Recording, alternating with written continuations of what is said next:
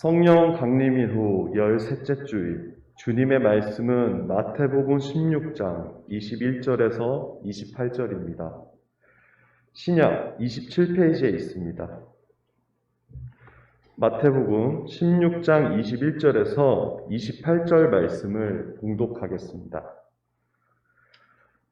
이때로부터 예수 그리스도께서 자기가 예루살렘에 올라가 장로들과 대제사장들과 서기관들에게 많은 고난을 받고 죽임을 당하고 제3일에 살아나야 할 것을 제자들에게 비로소 나타내시니 베드로가 예수를 붙들고 항변하여 이르되 주여 그리 마옵소서 이 일이 결코 주께 미치지 아니하리라. 예수께서 돌이키며 베드로에게 이르시되 사탄아 내 뒤로 물러가라. 너는 나를 넘어지게 하는 자로다. 내가 하나님의 일을 생각하지 아니하고 도리어 사람의 일을 생각하는도다 하시고 이에 예수께서 제자들에게 이르시되 누구든지 나를 따라오려거든 자기를 부인하고 자기 십자가를 지고 나를 따를 것이니라.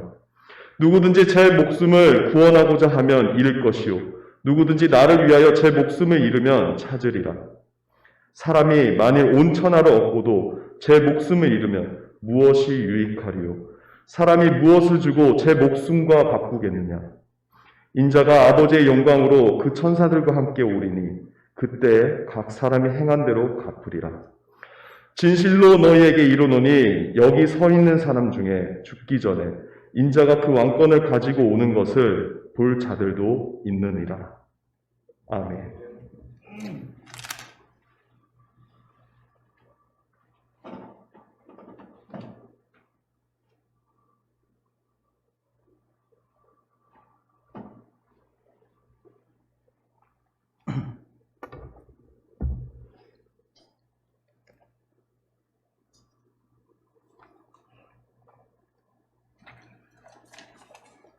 하나님 아버지와 주 예수 그리스도로부터 오는 은혜와 평강이 가정 예배를 드리는 성도들 모두에게 그리고 이 자리에 있는 모든 성도들 위해 함께하기를 바랍니다. 우리가 사람이나 사물의 격을 말할 때 품격이라는 단어를 사용합니다. 품격의 품자라는 이 말에는 사람의 말을 뜻하는 한자 입구자가 3개가 모여 있습니다.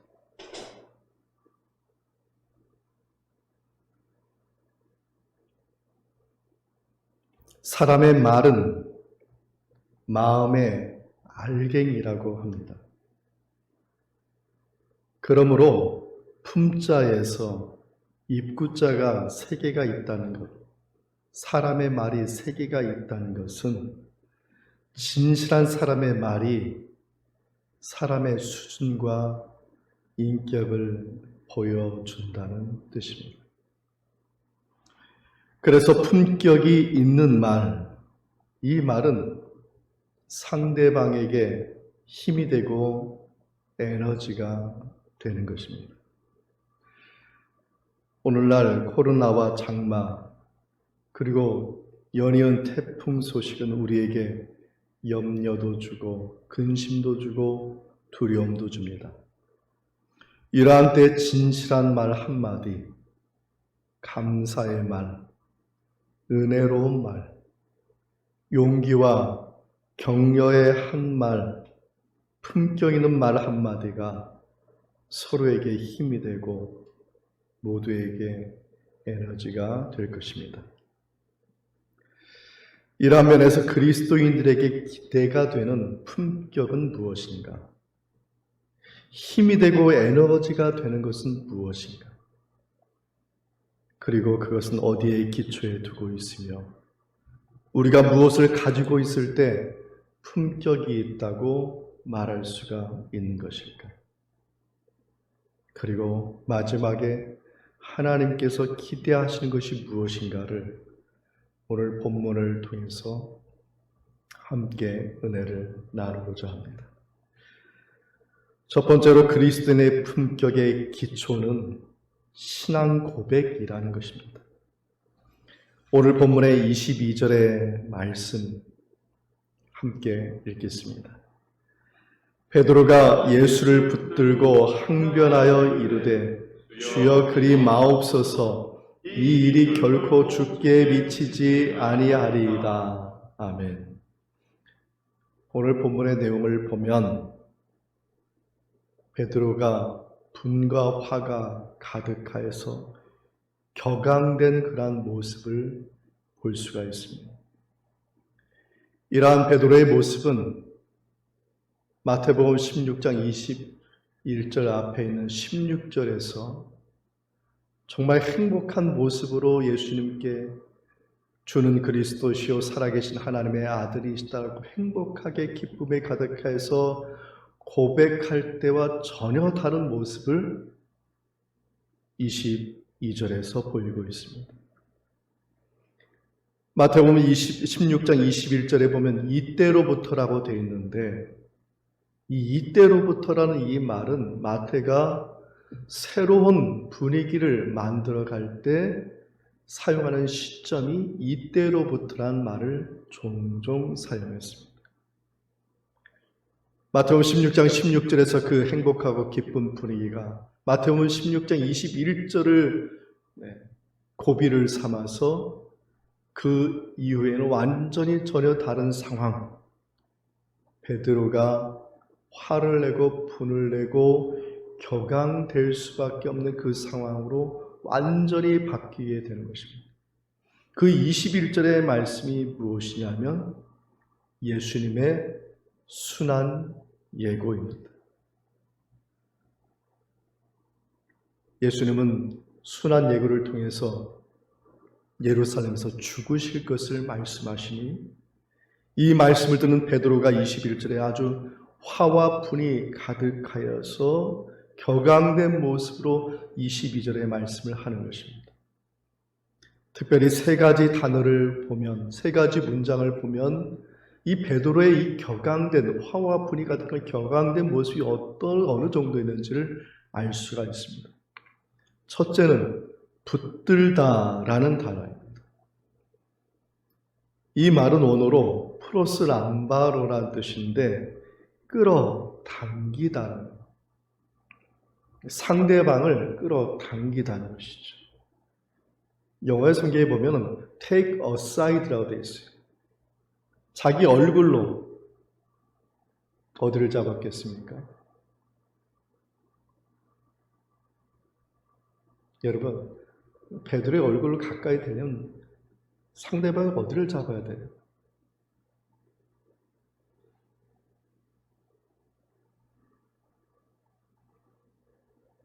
옷을 잡고 끌어당기는 거예요. 두 번째 보면 항변하다라는 뜻인데, 항변하다라는 뜻은 에피티마우라고 되어 있는 이 말은 책망하다, 경고하다, 벌하다라는 말로 사용되는 뜻입니다. 예수님께서 귀신을 내쫓을 때, 귀신을 쫓아낼 때 쓴 말이 바로 이 에피티마우라는 옷자락을 잡고 예수님의 얼굴을 끌어당겨서 지금 예수님께 뭘 하는 겁니까? 경고하는 것이죠. 그것도 어떤 경고입니까? 귀신을 쫓아내는 듯한 그 고함과 분과 화로 예수님께 말하고 있는 것입니다. 셋째는 주여 그리 마옵소서라고 지금 베드로가 얘기했는데 이것은 원어를 의역한 것입니다. 원래 원어는 뭐라고 되어 있냐면 하나님께서 당신께 자비를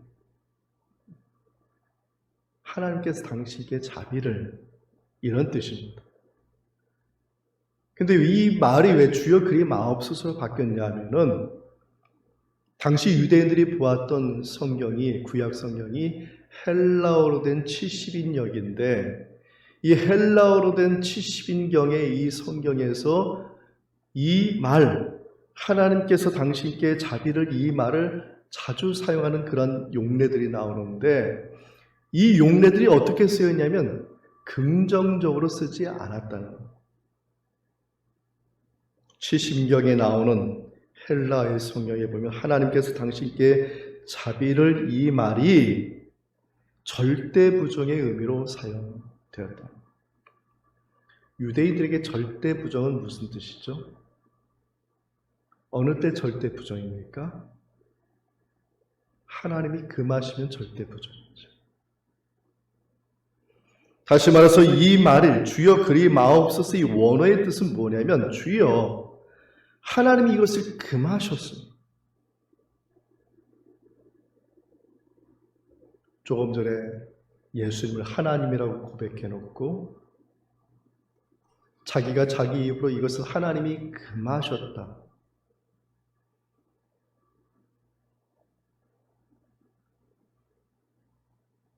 실로 어처구니 없는 상황이 나오고 자기가 신이 됐어. 자기가 하나님이 됐어. 하나님의 뜻을 말하는 예수님의 그 말 앞에 순종하지 않고 오히려 화와 아픔이 가득, 이것은 하나님의 뜻이야 멱살을 잡고 끌어당겨서 예수님께 고함치듯 얘기하는 거예요. 예수님은 베드로의 한글을 그대로 받으셨습니다. 그리고 그에게 말씀하시죠. 23절에 사탄아 내 뒤로 물러가라. 너는 하나님의 뜻은 하나님의 일을 생각하지 아니하고 사람의 일을 생각하는 거다. 사탄아 내 뒤로 물러가라. 그 다음 말이 중요한 것이죠. 너는 왜 하나님의 일을 생각하지 아니하느냐. 예수님께서 사단아 물러가라 이 강력하게 말하는 것은 인격적이든 비인격적인 대상이든 아주 베드로에게는 아주 강력한 말일 것입니다. 근데 왜 이렇게 강력하게 사단아 물러가라고 말한 이유는 지금 베드로에게 너는 지금 하나님의 일, 네가 고백했던 하나님께서 너희 입을 통해서 고백하게 했던 그 일은 지금 잊어먹었냐는 것이죠. 다시 말해서 베드로야, 너는 너의 신앙 고백을 다시 확인해보라 라는 뜻이 될 것입니다. 신앙 고백을 라틴어로 호모로게오라고 말을 합니다. 호모라는 뜻은 똑같다라는 뜻이고 로게오라는 말은 이것은 말하다라는 그런 뜻입니다. 로고라는 말이시죠. 이러한 면에서 호모 로게오라는 이 말은 똑같이 말하다, 동의하다라는 뜻입니다. 무엇에 동의하는 것일까요? 하나님께 동의하는 것이죠. 신앙 고백은 하나님께 동의하는 것입니다. 그렇기 때문에 불평하지 않으려는 것이고 비난하지 아니하는 것입니다. 신앙 고백은 하나님의 뜻에 동의하는 것이고 하나님의 뜻을 100% 인정하는 것입니다. 너는 조금 전에 100% 하나님의 일에 100% 네가 동의한다고 신뢰한다고 네가 고백해는 거야. 어찌 하나님의 일을 말하는 나에게 이렇게 항변할 수 있느냐는 것이죠. 그리스도인들은 신앙 고백을 할 때마다 하나님의 뜻이 무엇인지를 묵상하고 자기 자신의 신앙을 되돌아보아야 하는 것입니다. 신앙 고백 위에 서 있을 때마다 우리는 그 마음에 이상한 은혜가 흘러요. 단지 그 짧은 신앙 고백, 그 고백을 할 때마다 우리 마음에 평강이 밀려오고 우리 마음에 자족함이 밀려온다는 것이죠. 자족이라는 것은 이루어진 일을 순전하게 받아들이는 거예요. 그것이 어느 정도 되었다는 결과가 중요한 건 그냥 되어진 일을 순전히 받아들여서 자기 스스로 만족하는 것이죠.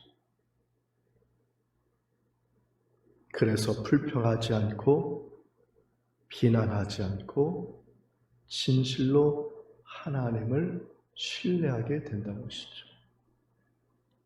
그래서 사도 바울은 디모데에게 디모데전서 6장 6절에 말을 합니다. 자족하는 마음이 있으면 저는 오늘날 그리스도인들에게 정말 필요한 말씀이었어요. 자족하는 마음이 있으면 경건은 큰 이익이 된다고 사도 바울은 권면하였습니다. 자신의 입으로 마음의 그 알갱이, 그 말로 고백한 그 신앙 고백이 진실하다면 그러면 내 마음에 평강과 은혜가 있는 것이고 자족함이 있는 것이. 그 자족함이 뭐냐? 그리스도인의 품격이라는 것이죠. 말을 잘해서가 품격이 아니라 그 마음에 밀려오는 하나님의 그 하늘나라의 그 은혜가 내 안에 있을 때, 자족할 때 그 상태를 우리는 그리스도인이 가져야 할 품격이라고 말을 할 수가 있습니다.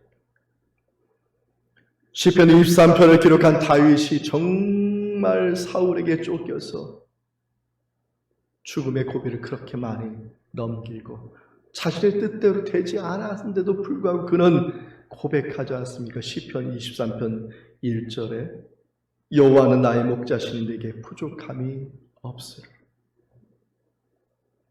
늘 주님을 생각하는, 주님을 모시고 사는 그 신앙의 그 고백 가운데 그 자족함, 아무것도 이루어지지 않았지만 그럼에도 불구하고 하나님의 그 자족함에 여호와는 나의 목자신 내게 부족함이 없으라. 여러분의 그 신앙 고백에, 우리 열린문교회 성도들의 그 신앙 고백에 이러한 자족함에 이 그리스도의 품격이 함께하기를 축원드립니다. 두 번째로 생각할 것은 그리스도의 신앙은 언제 강해지냐는 것이죠. 그리스도의 신앙은 십자가를 질 때 강해진다. 아이러니하다. 그리스도인의 신앙은 십자가를 질 때 강해진다. 오늘 본문의 21절에 예수님께서 순환 예고 말씀을 하셨는데 21절의 말씀을 우리 함께 읽겠습니다. 이때로부터 예수 그리스도께서 자기가 예루살렘에 올라가 장로들과 대제사장들과 서기관들에게 많은 고난을 받고 죽임을 당하고 제3일에 살아나야 할 것을 제자들에게 비로소 나타내시니. 오늘 본문의 21절, 이때로부터 분위기가 완전히 바뀌었습니다. 예수님께서 20절까지는 갈릴리 사역이었습니다. 이 갈릴리 사역을 이제 마치시고 21절부터는 어떤 사역을 하시겠느냐 하는 것은 바로 예루살렘의 사역을 하시겠다. 그 예루살렘의 그 사역의 내용이 무엇이냐? 오늘 21절에 한 절에 다 그 내용을 압축해 놨습니다. 그 내용을 살펴보면 네 가지가 나와 있는데 첫째는 예루살렘에 올라가시겠다. 예루살렘에는 뭐가 있죠? 성전이 있습니다. 당시 제2성전기 중간사 시대 그 이전부터 예루살렘 성전 바벨론을 통해서 다시 회복되고 나서 그리고 예루살렘이 멸망당할 때까지 로마에 의해서 제2성전기 기간에 그들이 생각한 예루살렘 성전은 회복의 장소였어요. 에스겔서와 스가랴서에 보면 하나님의 영이 다시 떠났던 성전에 다시 임하여서 성전이 회복이 되고 예루살렘이 회복이 되고 이스라엘 거주민들이 회복이 되고 열방이 회복되는 자리가 예루살렘. 예수님께서 바로 그 사역을 위해서 가시겠다는 것이죠. 두 번째, 장로들과 대제사장들과 서기관들에게 받는 고난입니다. 여기에 나열된 사람들은 성경에 정통한 사람들이었습니다. 이 사람들은 모두가 똑같이 12살이 되면은 성경 12권을 완벽하게 암송을 했습니다. 15살이 되면은 성경 전체를 줄줄줄 암송하는 사람들. 그리고 메시아 그리스도에 관한 성경 구절 300개 이상을 토시 하나 틀리지 않고 읊어내는 사람. 그 사람들이 지금 이 세상에 오신 예수님을 알아보지 못하고 메시아 되신 예수를 왕으로 모셔야 될 텐데 메시아 되신 예수를 완전히 멸시하고 천대하고 고난을 주고 박해하고 죽이기로 작정하게 된다는 것입니다. 셋째는 죽임을 당하시죠. 십자가에서 죽이신다는 것이죠. 우리의 죄와 저와 여러분의 모든 죄를 다 안으시고 못 박혀서 모든 피를 흘리셔서 십자가에서 돌아가신다는 것입니다. 그러나 예수님의 순환 예고는 여기서 끝나지 않습니다. 네 번째, 3일 만에 다시 살아나리라. 할렐루야. 이 21절의 순환 예고의 이 네 가지 사건은 필연적으로 하나님의 뜻이에요. 필연적인 사건이에요. 하나님이 하신다는 것이죠. 이 필연적인 사건은 다 쇠사슬처럼 다 연결되어 있는데 그 귀결이 무엇이냐면 부활이에요. 십자가를 지는지만은 그 십자가의 귀결은 무엇이냐? 부활로 연결되어 있다는 것이죠.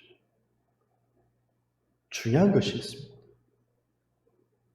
오늘 본문 21절의 하반절에 보면 비로소 예수님께서 제자들에게 나타내신다 하였는데 이 나타내신다는 것은 몸소 보여주신다.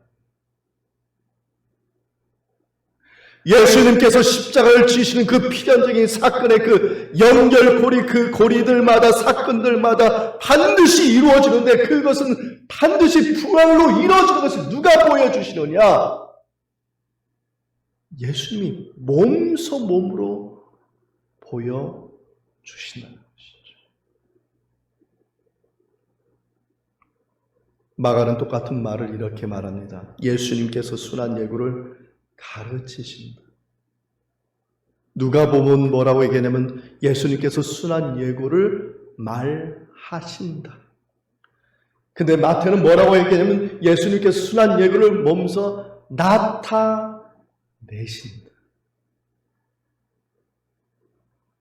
마태가 왜 이렇게 기록했을까요? 마태는 책으로 복음을 배운 사람이 아니기 때문에 마태는 예수님의 제자였고 예수님과 동고동락하면서 예수님께서 그 순환 예고대로 몸소 다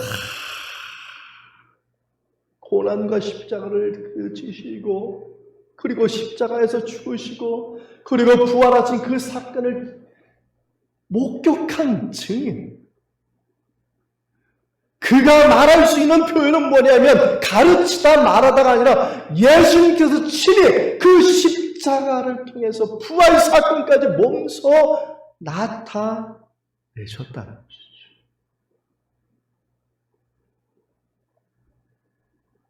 저는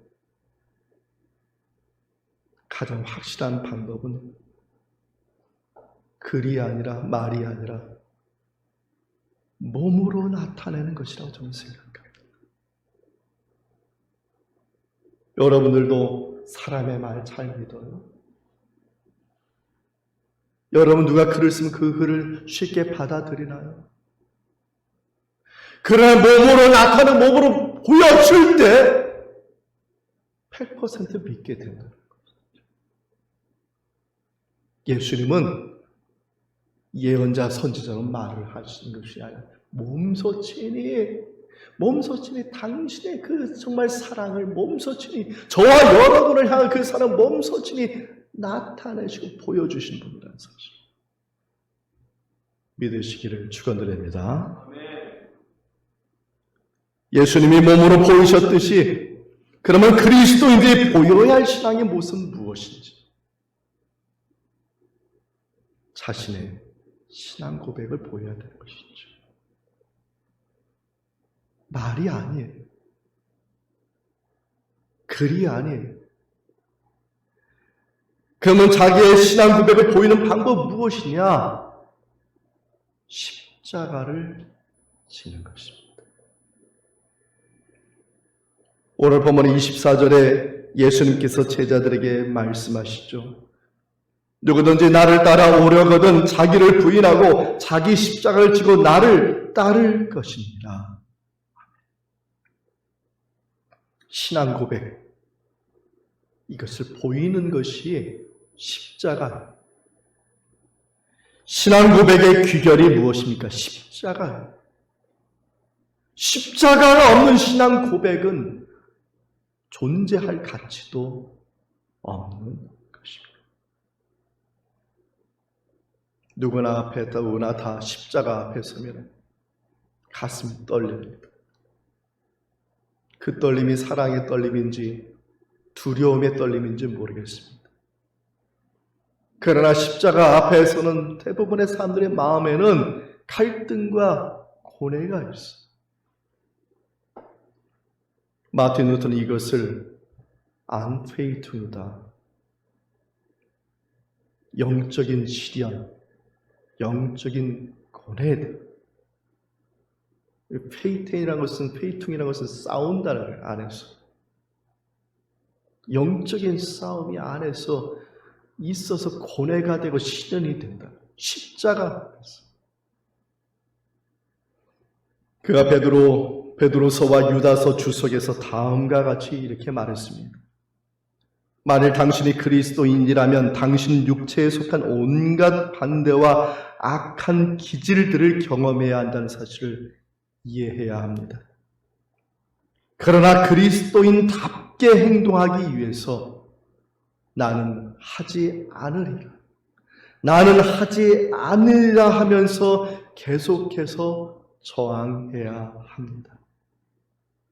나는 하지 않으리라는 것은 뭐냐면은 십자가를 지는 것을 방해하는 일을 하지 않겠다는 거예요.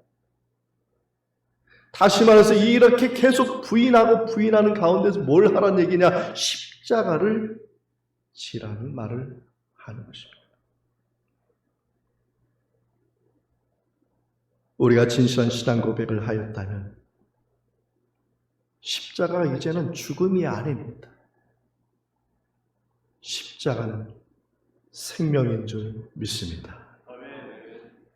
오늘 본문의 말씀에 24절, 25절, 26절은 연결되어 있는 25절, 26절, 24절을 보충해주는 말씀.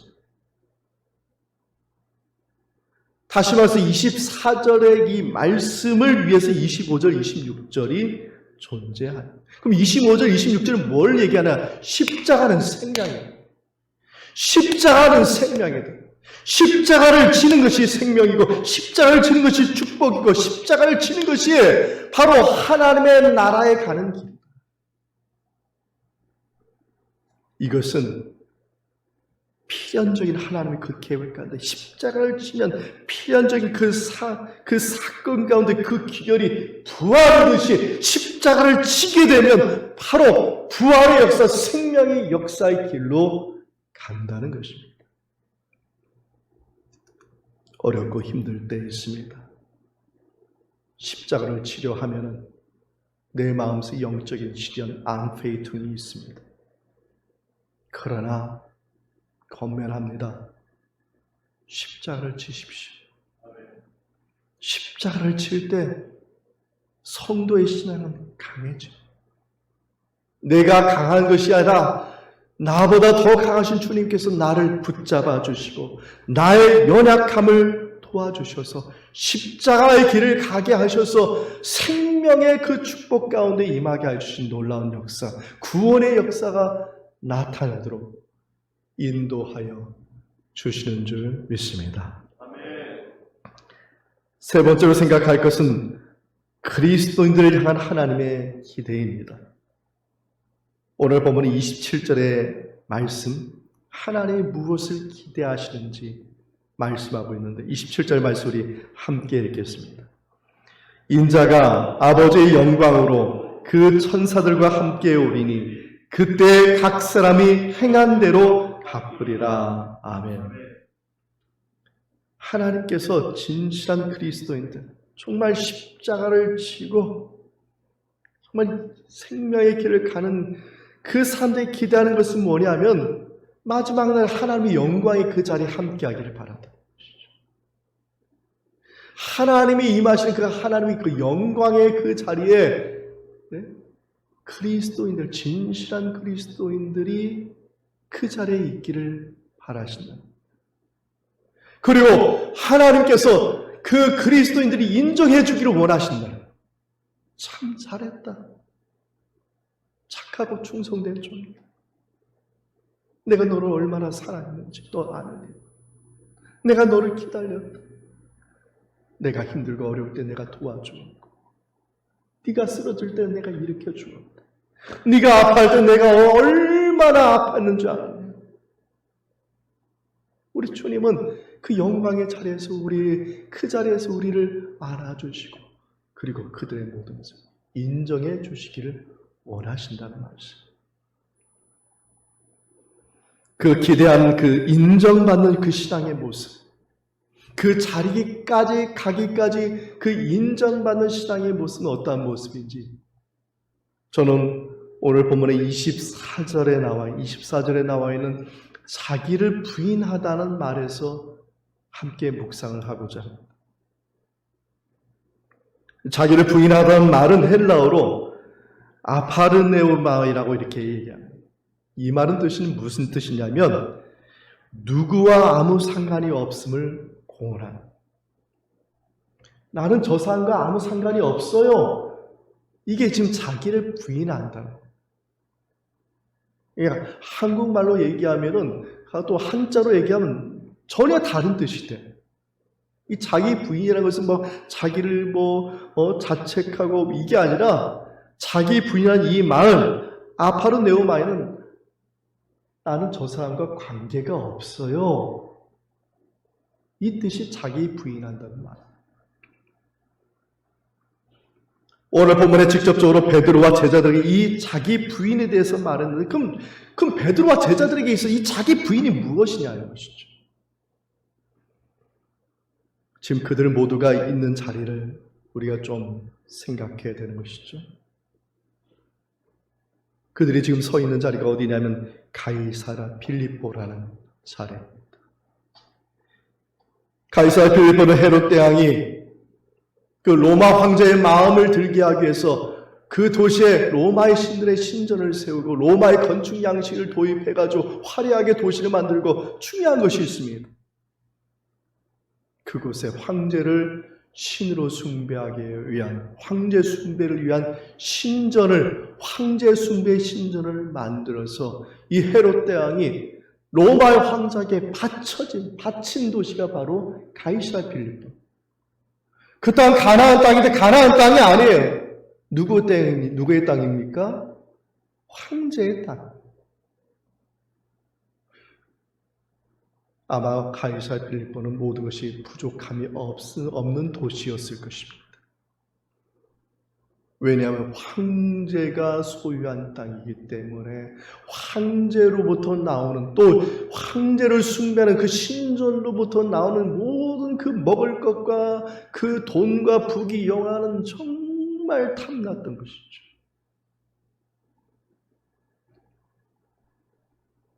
지금 그 자리에서 예수님께서 묻는 것이죠. 사람들이 나를 누구라 하느냐? 너희는 나를 누구라 하느냐? 나를 따르려거든 자기를 부인하라. 지금 제자와 베드로가 부인해야 되는 게 뭐예요? 나는 황제와 관계가 없습니다. 나는 황제와 관계가 없습니다. 나는 예수님과 관계할 수 있습니다.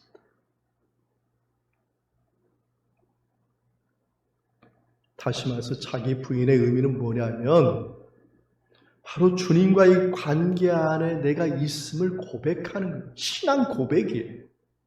나는 주님과의 관계 안에 있습니다. 나는 이 관계를 절대로 끊는 일이 없겠습니다라는 신앙 고백이라는 것이죠. 이러한 면에서 하나님이 오늘날 그리스도인에게 기대하는 것이 무엇인지 명확해집니다. 그것은 자기 부인입니다. 오늘 본문에 나온 각 사람의 행한 대로, 이 행한 대로란 말은 단 한 번의 행함이 아니라 인생 전체를 거쳐서 행한 것을 말합니다. 너는 인생 전체를 거쳐서 한 번도 나를 무시하고 멸시하고 나의 그 관계 안에 있겠느냐. 그래서 사도 바울이 강조한 것이 뭡니까? 주 안에서, 예수님 안에서. 사랑하는 성도 여러분, 어렵죠? 힘들죠? 자녀들이 아파할 때는 부모가 겪는 그 고통은 이루 말할 수 없을 것입니다. 그럼에도 불구하고 주님과의 관계를 놓치지 마시기를 축원드립니다. 아멘. 하나님께서는 저와 여러분의 그 관계가 단 한 번도 끊어지기를 원치 않으십니다. 아멘. 주님께서는 종말의 그 마지막 때 기대하시는 것이 저와 여러분의 그러한 믿음이 아니겠습니까? 동유럽의 루마니아가 과거에 공산 정권에 있을 때입니다. 그 루마니아의 공산 정권 시절에 교회를 이끌었던 존 오로스 목사님이 계십니다. 이 목사님의 간증입니다. 이 목사님은 예수님을 믿고자 하는 사람들, 그리고 예수님 믿어 세례를 받고자 하는 사람들이 꼭 반복해서 질문하는 것이 있다고 합니다. 그 질문 내용은 다음과 같습니다. 여러분, 공산당 시절에 어렵고 힘든데 참 그리스도인이 되겠다 하니 여러분 참 잘 하셨습니다. 축하드립니다. 그런데 여러분이 신앙을 고백하는 이 순간 이곳에 있는 첩자들이 여러분의 이름을 적을 것입니다. 그러면 내일부터 여러분의 삶이 분명히 고단해질 것입니다. 여러분들이 지금 예수님을 믿고 기독교인이 되겠다고, 그리스도인이 되겠다고 하는데 단연코 말하는데 그 길은 절대로 편한 길이 아닙니다. 여러분의 직장을 한순간에 잃어버릴 수도 있고요. 여러분의 친구들이 다 모두가 등을 돌릴 것입니다. 이웃들은 멀어지고 고능을 당할 것입니다. 어떤 분은 감옥에 잡혀갈 수도 있습니다. 여러분, 그래도 예수님을 믿고 세례를 받으시겠습니까? 오로스 목사님은 예수님을 믿고 세례 받고자 하는 사람이 꼭 이것을 반복해서 말합니다. 목사님의 진지한 태도와 진지한 이 질문 앞에 그리스도인의 품격이 느껴지는 것이죠.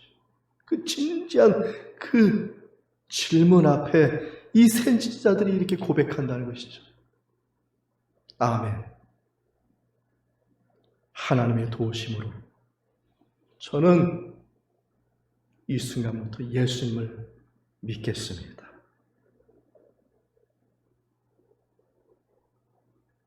친구가 등을 돌릴지라도, 이웃이 멀어질지라도, 고놈을 당할지라도, 감옥에 갇힐지라도 저는 예수님을 믿겠습니다.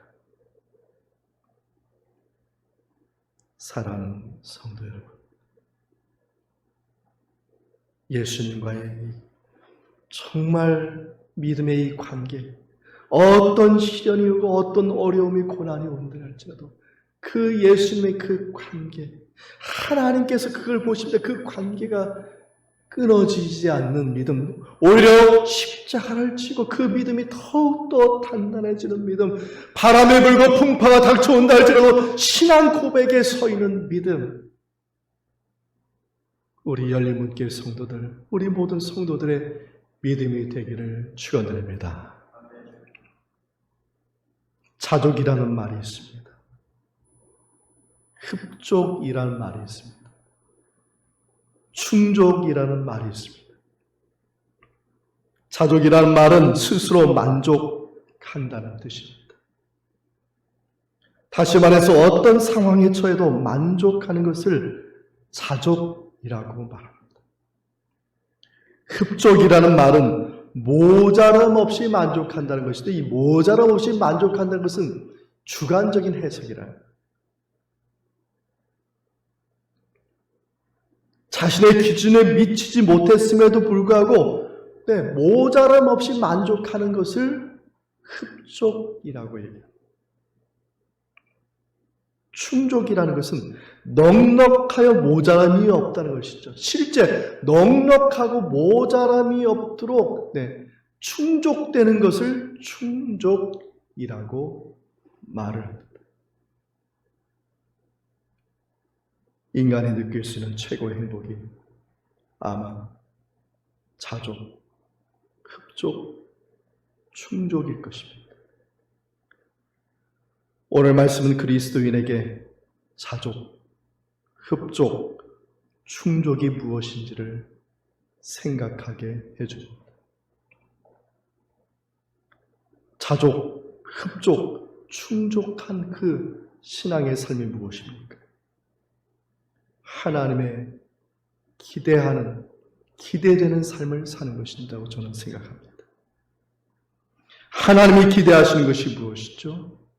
신앙 고백 위에서 자기를 부인하지 않고 자기 십자가를 지고 예수님을 따르는 것입니다.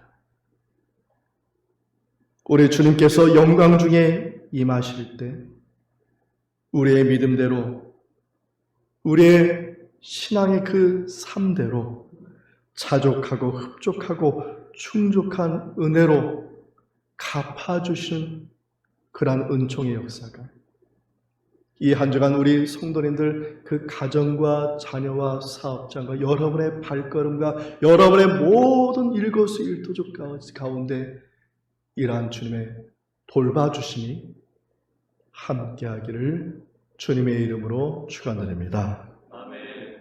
이러한 주님의 은총이 예수 그리스도 안에서 여러분의 마음과 생각을 지키시기를 원합니다. 아멘.